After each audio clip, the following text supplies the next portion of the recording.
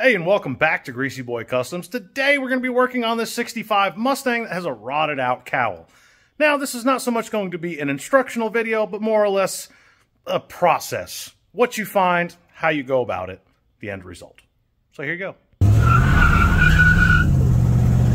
We are talking about the 65 Mustang that we've been working on. If you remember a while back, we rebuilt the engine in this and got it installed. And we had moved to the interior. We were working on the wiring, and we noticed that the fresh air vent on the driver's side was barely hanging in, so a little bit of a shake, and it fell off. And further investigation found that, well, it was rotted out. So as you can see here, we've drilled all the spot welds out of the top cowl panel and removed the windshield so we can get it out. You can see where the problem was with the rust. As you can see on this side, it does not exist. Now, they do make a patch kit for these. If you have a hole there and it's just a little rusty, you can actually get a patch that slides in there and glues and screws into place if it's not that bad. Unfortunately, this is too bad, so we have completely removed it, and we've got a new one on the way. Well, our new panels came in on time. We've got the lower cowl and the upper cowl. Just laying them in here, they look like they fit nice. All the factory holes line up pretty close. Everything else looks good. The only thing you'll notice about this one is the spot weld holes are not pre-drilled. So we're gonna punch the holes out to spot weld this, and I'm gonna show you how we do that with the tool that we use. We're gonna get this one in place and then get the other one in place as well, and hope for the best. So let's punch some holes.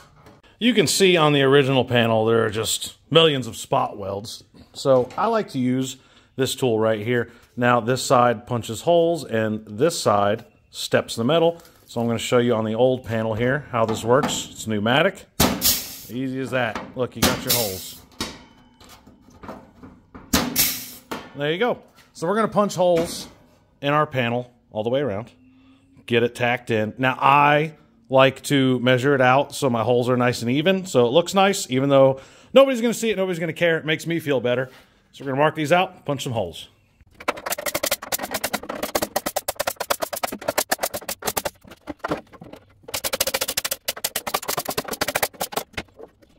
Now, before we go ahead and weld it in, we're also going to remove the wiper transmission assembly. Now, there's some debate about this. A lot of people are worried that if you have this bolted in while you're welding it, that you'll fry the motor, the wiper motor. It's a possibility. It's not likely. We're not doing like any hot, crazy welding on it. I'm going to take the chance because this is way easier to install now than trying to do it later under the dash. So, let's take this off. Now these are the gaskets that go under your wiper transmission, under this part where your shaft sticks through the cowl.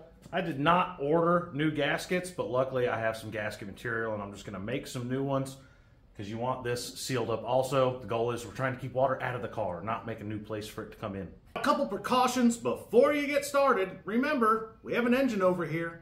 There is carpet in the car. Now you can remove the carpet. It's really not hard to do. Makes it a little bit easier. You don't want to catch it on fire. There are flammable things under the dash. So we have these welding blankets.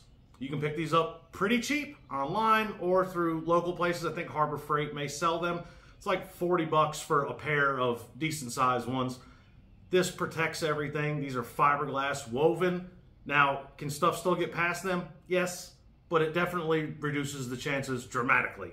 So we've also taped up these holes because we don't want sparks going inside, especially on that side, because that side is where your heater box is, and you don't want it going inside the heater box and melting through that old plastic.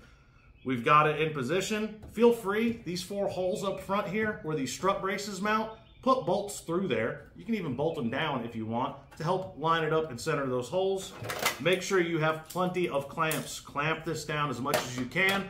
Some people like to use zip screws to hold it down, then you have extra holes to weld. Some people like to use Clecos. Also sprayed a weld-through primer underneath to protect it. I'm gonna go ahead and get this clamped up, make sure it's centered and where it needs to be, and then we'll start welding it in.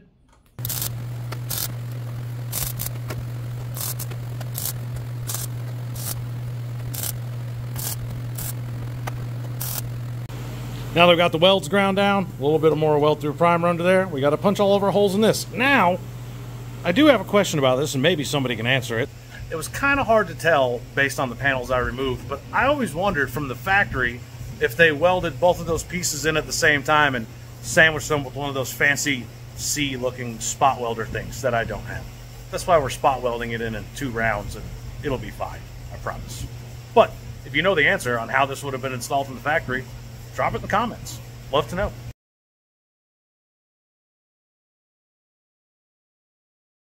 Well, there you go. She's welded in. We still got to get these pieces on. We took these off. We'll get them cleaned up and welded back in place and fit. And then we'll go ahead and get our windshield gasket in. That's about it. So that pretty much wraps up the cowl replacement. Now, you do want to go along your edges, maybe apply a little bit of seam sealer just for that extra seal. Obviously, you need to put your windshield back in. I'm not going to show you any tricks on putting the windshield seals in because I suck at it. But we get them in. There's always that trick where you put the rope or the wire in the seal and pull it through. It fails every time I do it. But anyway, hopefully you can find another YouTube video that shows you how to do that better. This was not really so much an instructional segment, but more or less just to show you what to expect and what kind of things you can find lurking. And also, don't be so scared to do it yourself. If you've got enough tools and you got enough equipment and you know enough people with enough knowledge, go for it. Might save you a bunch of money, or more importantly, it might be fun, and you might enjoy the feeling of accomplishment when you're done and it looks nice. So, until next time, happy hot rodding.